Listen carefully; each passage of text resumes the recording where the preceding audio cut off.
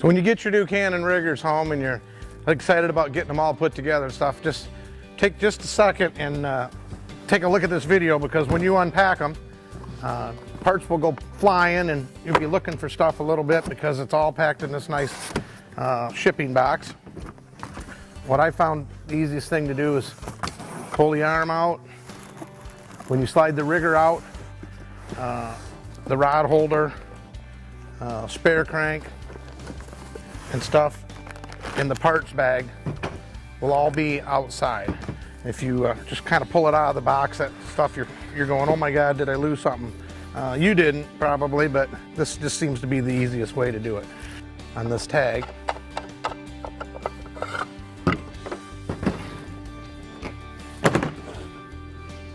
so that's on there to keep it from slipping back through, and it's very difficult to get them through after they slip inside of these locks. So don't take that off until you're ready to put the pulley end on. The nuts and washers you may or may not even use. They're actually used to bolt it to the boat. You may not have to. There's one nut that is not a lock nut, and one of these you will use to put the arm on. The one that's not a lock nut will go on here. This is to hold your weight. Okay, this will lock in place. That will be slid on the arm like so before you use it. The pulley, now that you're ready to put it on, there's one screw in there like so. You kind of find the hole, try to get it lined up. Screws in there really, really easy. You will have to loosen this and make sure that the arm slides out of the way, or you will not be able to get the screws through there. Okay? Like so.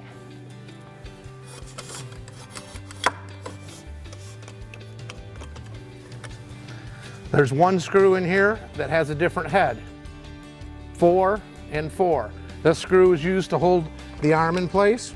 You'll use the one lock nut. Slides into the obvious side that will hold the lock nut in place.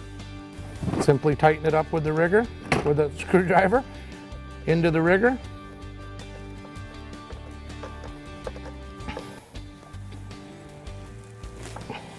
Okay. This being your ball, to hold your ball, and the kind of weight you use, how far you want it away from the boat. Typically we put it about 3 fingers or so, 3 inches up. You'll tighten that up. What we found best is to have it pointing straight back, like so. You bring your weight up, hook it on it, then you put tension on the cable. That'll keep the weight from rocking and coming off. You always want to keep tension on the cable. Biggest problems you can have by kinking and stuff with not having tension. So you hang the weight on there and you tighten it up.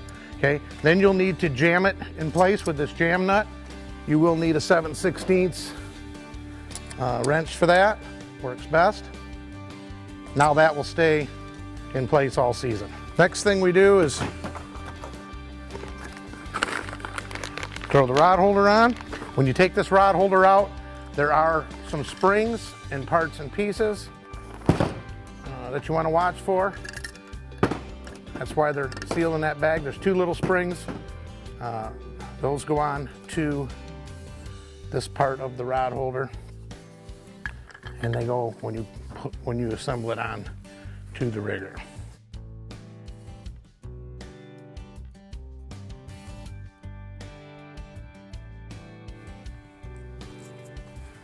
So this rod holder adjusts up and down, sideways, back and forth. We suggest to run it on the side that does not have the plate that it's sealed. What we've noticed over the years, you know, you got guys out there leaning on the things, you got pulling the rods out, pulling the fish out of the rod holders, and it will tend to weaken this seal and eventually let a little moisture through. That seems to be the only thing that ever happens to these riggers. They're kind of bulletproof. I mean, these are the best riggers I've ever owned after using everyone in the industry. We love these things, but that is the only thing. So once we quit mounting this rod holder on this side of that, we just don't have any problems with it. So I'm suggesting that you mount it on away from the plate side. The next thing that you need to do is get the cable out and run it up through.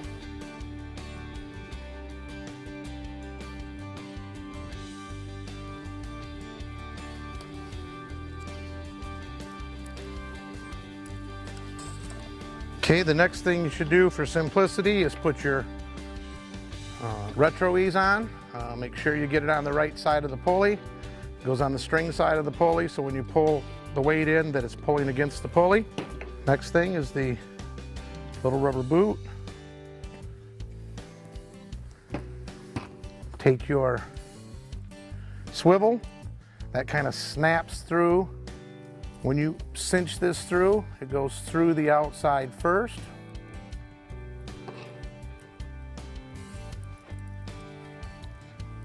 It looks complicated, but it's kind of a no-brainer. Around and back up.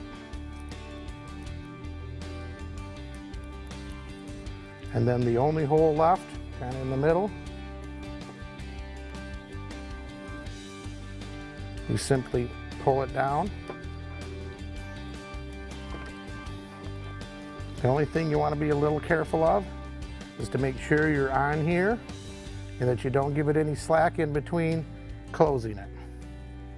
That kind of keeps it in place. What I found to work the best is just a pair of pliers and get it locked in place. Okay? Then this simply pulls down on top to help keep it secure, and the rubber, if you come up against the ends and stuff, is a shock. Now you're ready to attach your retro ease. These come pre-drilled now, right from the factory, as you can see.